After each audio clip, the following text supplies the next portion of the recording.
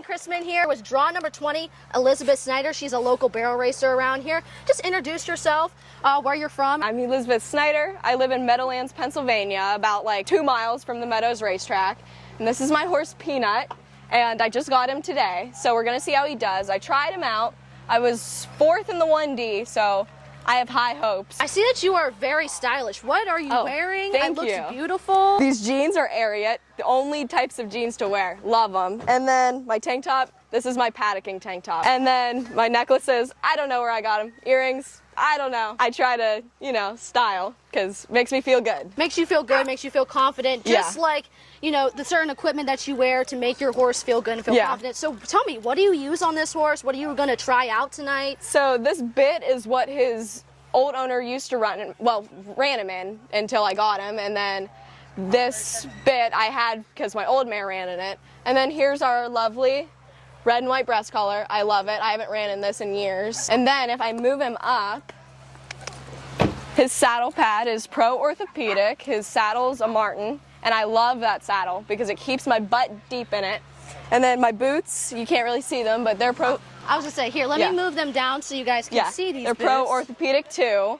And I like this brand because their stuff's affordable, but it's like really great quality. And I love these boots because they have so many straps to support everything that needs supported. I see that a lot of barrel racers, you know, wear these, don't wear these. What made you decide, hey, this horse needs them? Needs boots? Needs boots, yes. I'm just like, I like to be cautious, and I don't want him to, like, I wear the bell boots because if he hits, I don't want him to pull a shoe, and I want to protect his heel. And his boots, I just use them just to support their tendons and stuff because I get a little nervous. They're big animals running, like, they're going tight around barrels, like, just as a precautionary thing. I'm really excited for you and your new horse tonight, Peanut. Thank you. Everyone, go check her out. What social media can they follow you on? Instagram, Elizabeth L. Snyder, SNYDER. People always put SYN, no. And then, that's it. I don't have Facebook or anything. I was gonna say, do you have TikTok? No. You do not? I do, but I don't want, no. Okay, all right, awesome. Well, you know what? Good luck to you and Peanut tonight. Thank you. Check them out on all their social medias. This is going to be really exciting. I'm really excited to see how you work with this new horse. Placing in the 1D first time you rode him, I mean, that just shows how well the rider you are and how amazing and well-trained this horse is. Yes, very. So good luck to you tonight. Thank you. And we'll see how she does.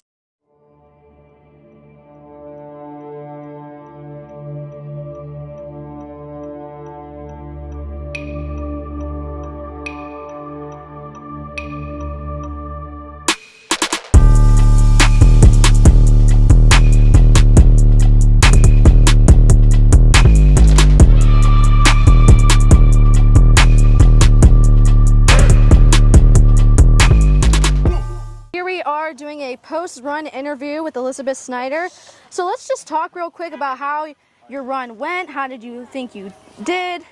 Well, I went in there and I overrode because I'm not used to having a horse that is so automatic because I'm used to my younger idiots. I overrode, and the first I didn't get up soon enough for the second, and yeah, he kind of did it for me. He like turned it. He was like, I'll save you. I kind of got flung out of the saddle. I thought I was falling off, but I didn't. And then we went to the third, and the third was very nice. I just rode one-handed because I was like, you know what? He's used to that.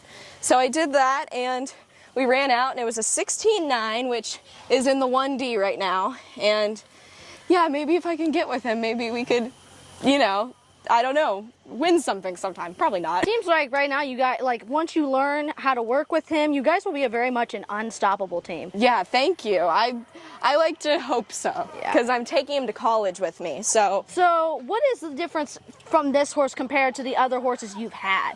Well, he's a lot bigger, he's a lot stronger, so I'm used to riding ponies. Like, I go for like the 14 two-hand stuff, and he's 16 hands, so he's like, has a lot more power. I'm used to having to push them past the barrels, and you don't have to do that with him. Would you say also that this horse is maybe not as green as the other ones you've previously worked with? Definitely. He's older, he's mature, he's taking care of me. and I'm not used to that. Usually I have to take care of them. And honestly, this is going to be a good horse for you because you're going to learn on him what's the most important thing to teach your younger horses in the future if you get a younger horse in the future. Yes.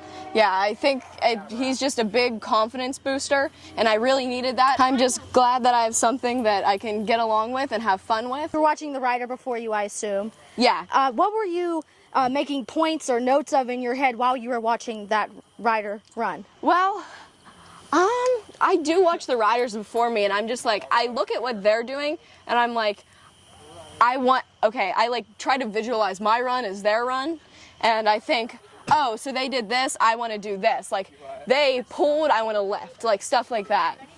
Who is a barrel racer you find most inspirational? Most inspirational?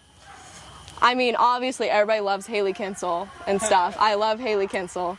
I love Lisa Lockhart. Like Louie, he was old, he was running. I think he'll be my inspiration for him because he ran at the NFR after he was like half retired like a few years ago, and I don't know.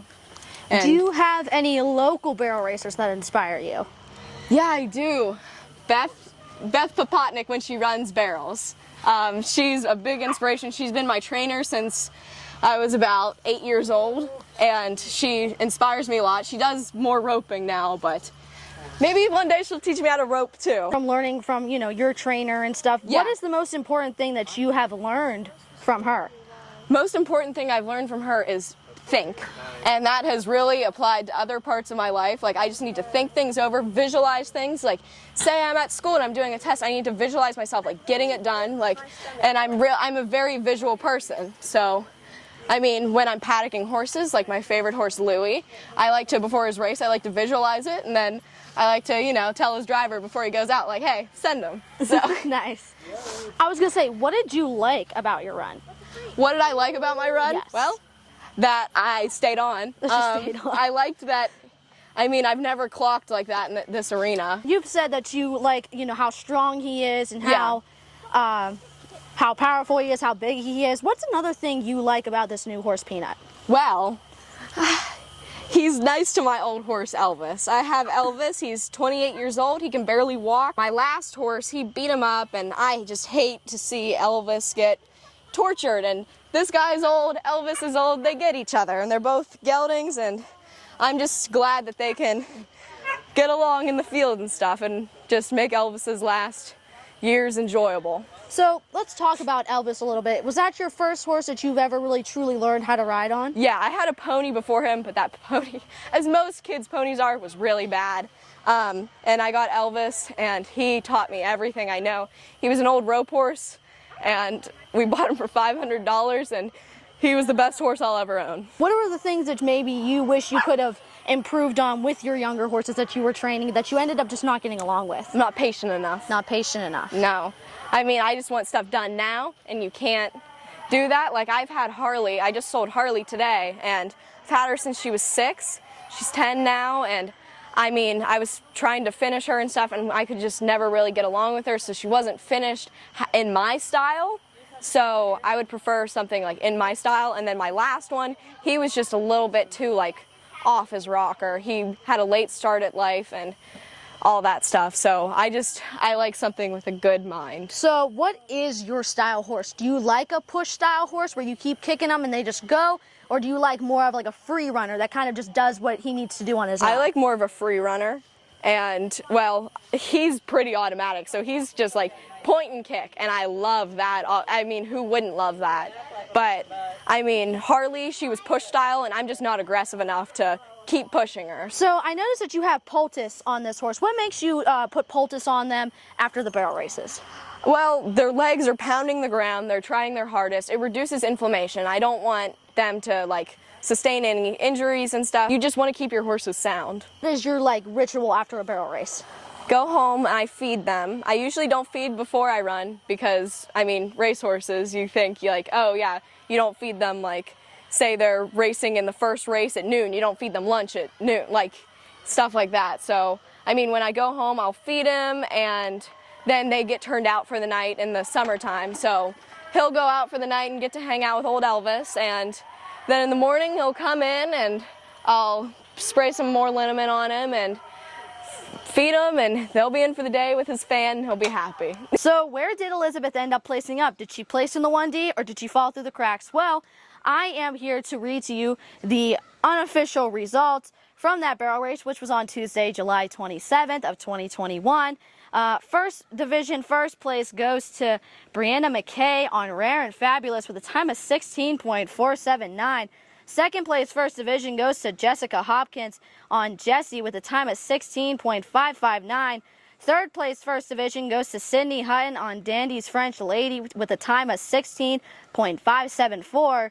Fourth place first division goes to Dale Long on JR with a time of 16.727. So Elizabeth ended up falling through the cracks of the first division because she ran a time of 16.9 on her new horse Peanut, but she still did a really good job considering that she's never rode that horse with that kind of speed. And not only that, she saved herself from falling off going to the second barrel. So congrats to her. Hopefully we can see her more in the future at future barrel races. And overall, she placed 10th out of 82 riders. And that's all I have for you guys. As always, we will see you in the next one.